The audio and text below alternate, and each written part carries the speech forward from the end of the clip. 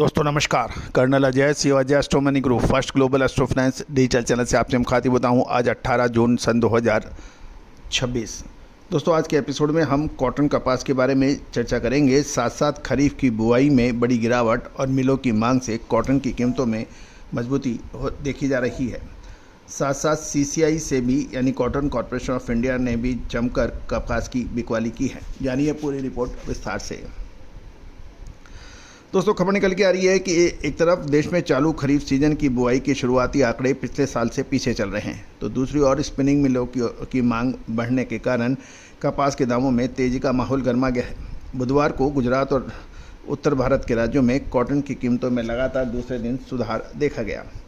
सबसे पहले हम चर्चा कर लेते हैं खरीफ बुआई की शुरुआती रुझान। ये कपास और तिलहन में सबसे बड़ी कमी बोझ सोइंग में देखी जा रही है। Ministry of agriculture and farmer welfare के क्रॉप वेदर वॉच ग्रुप ने 12 जून सन 2026 तक के जो आंकड़े जारी किए हैं उनके मुताबिक देश में कुल खरीफ का रकबा पिछले साल के 88.04 लाख हेक्टेयर से 3.9% घटकर 84.60 लाख हेक्टेयर रह गया है। ये पिछले साल के मुकाबले 3.44 लाख हेक्टेयर कम है। कपास को इसमें सबसे बड़ा झटका लगा है। कपास के रकबे में सालाना आधार पर year on year basis 3.66 lakh hectare की भारी गिरावट देखने को मिली है। इस साल अब तक 9.53 लाख हेक्टेयर में कपास की बुआई हुई है, जबकि पिछले साल समान अवधि में 13.19 लाख हेक्टेयर का क्षेत्र कवर हो चुका था। गन्ना छोड़कर बाकी सभी फसलें सुस्त देखी जा रही हैं। गन्ने के अंदर 54.08 लाख हेक्टेयर को छोड़ दिया जाए तो मौसमी खरीफ बुआई पिछले साल से लगभग 10% नीचे है। दलहन की बुआई में भी 1.18 लाख हेक्टेयर की कमी है, जिसमें धान, बाजरा, मूंगफली, जूट की बुआई में शुरुआती दौर में सकारात्मक बढ़त देखी गई थी। साथ साथ कम बुआई और मानसून की धीमी रफ्तार के बीच स्पिनिंग मिल्स और ट्रेडर्स ने कॉटन कॉरपोरेशन ऑफ इंडिया से जमकर खरीदारी की, जिससे हाजिर भाव मजबूत हुए।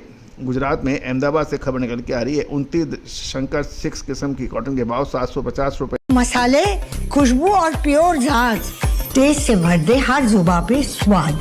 एवरीडे मसाले, देश का स्वाद। की छलांग लगाकर 62,200 से 62,000 रुपये प्रति कैंडी हो गया है। पंजाब में हाजिर डिलीवरी के भाव तेज उड़कर 6170 से 6235 रुपये प्रति मन बताए जा रहे हैं। हरियाणा में भाव बढ़कर 5,970 से 6,000 रुपये प्रति मन पर पहुंच गए हैं। राजस्थान और ऊपरी राजस्थान में दाम 6,000 से 6325 रुपये प्रति मन और लोअर राजस्थान में 57 से 58,000 रुपये प्रति कैंडे के भाव बताए जा रहे हैं।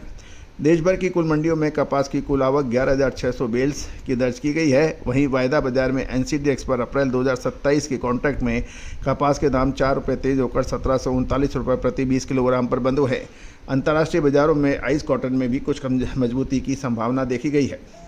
सबसे CCI यानी भारतीय कपास निगम ने बुधवार को ऑक्शन में अपनी बिक्री कीमतें स्थिर रखी, जिसका फ़ायदा उठाते हुए स्पिनिंग मिलों ने 55,000 बेल्स और ट्रेडर्स ने 1,30,300 बेल्स की भारी खरीदारी की है।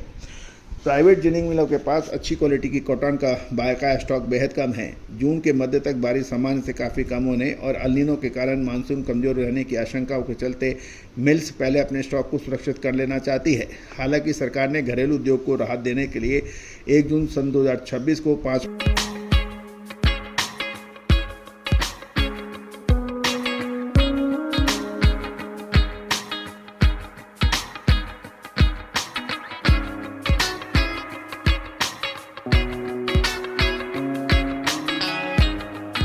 महीनों के लिए कॉटन आयात पर सभी कस्टम ड्यूटी हटा दी है, जिससे आने वाले दिनों के अंदर आयात बढ़ने की उम्मीद लगाई जा रही है।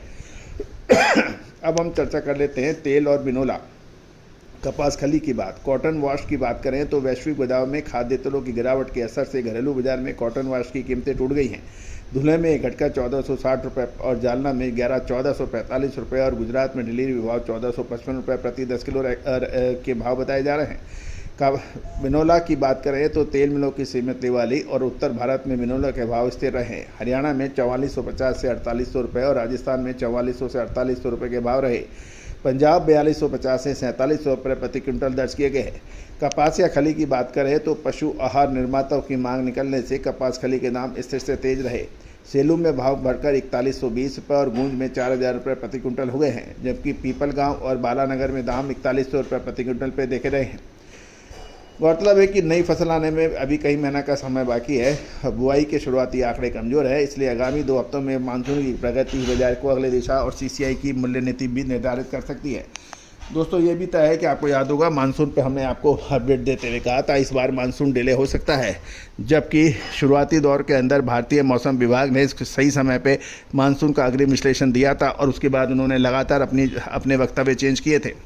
दोस्तों हमने आपको यही अपडेट दिया था कि इस समय क्योंकि अधिक मास की वजह से मानसून डिले हो सकता है, साथ साथ नौतपा खंडित होने की वजह से इस बार औसत से कम बरसात होने की संभावना है और असमान बरसात की भी संभावना है, यानी कहीं बिल्कुल सूखा और कहीं बिल्कुल अत्यधिक बरसात की भी संभावना से इनकार नहीं किया जा सकता। रहा सवाल बुआई में डिले, तो ये बेहतर होगा क्योंकि शुद्धता ऐसी जो हर घर की पसंद बने। सुधा महेश ठक्कर, हल्दी के विश्वसनीय निर्यातक। आज ही संपर्क करें। इस बार मानसून की संभावना जो रील बैक है, यानी मानसून की वापसी अक्सर सितंबर महीने में होती है, जो इस बार अक्टूबर तक होने की उम्मीद लगाई जा रही है। अतः जो यदि खड़ी फसलों पर बारिश गिरती है तो नुकसान हो सकता है, इसलिए यदि बुआई में डिले है तो इसको नकारात्मक नहीं सकारात्मक समझना चाहिए। दोस्तों कहा जाता है कि समय पे विश्लेषण मिल जाए तो व्यापारी निश्चित रूप से फ़ायदा उठाता है। आज आपका चैनल अजय एस्ट्रो मनी गुरु देश दुनिया का कॉटन कॉम्प्लेक्स और एग्रो कमोडिटीज़ पर नंबर 1 चैनल के रूप में जो आपने स्थापित किया है, मैं पूरी टीम की तरफ से आपको बधाई और संदेश देना चाहता हूँ। साथ साथ हमारा ऑनलाइन फाइनेंशियल एस्ट्रोलॉजी कोर्स के 5 लेवल, वो लेवल 1, 2, 3, 4, 5, लेवल 1 बिल्कुल तैयार है, उसके लिए आप संपर्क कर सकते हैं। फीस मात्र 3,500 रुपये रखी गई है ताकि हर जन साधारण तक इसका लाभ पहुंच सके। इसमें आपको 2 से 3 रिकॉर्डेड वीडियो मिलेंगे जो आपको व्यापार की दिशा निर्धारण को करने के समझने में मददगार साबित हो सकते हैं। दोस्तों भारतीय विद्याएँ असीमित संसाधन पैदा करती है, लेकिन विदेशी आक्रमणकारियों के लगातार हमले से इसके अंदर परेशानी आ गई। लेकिन अब हमारा प्रयास है कि इसको हर तबके तक इसकी पहुंच हो, इसलिए मामूली दरों पर हमने ये रिकॉर्डेड शो जारी किया है। आज ही संपर्क करें, नंबर स्क्रीन पे दिए हैं। All the very best, good luck, happy trading.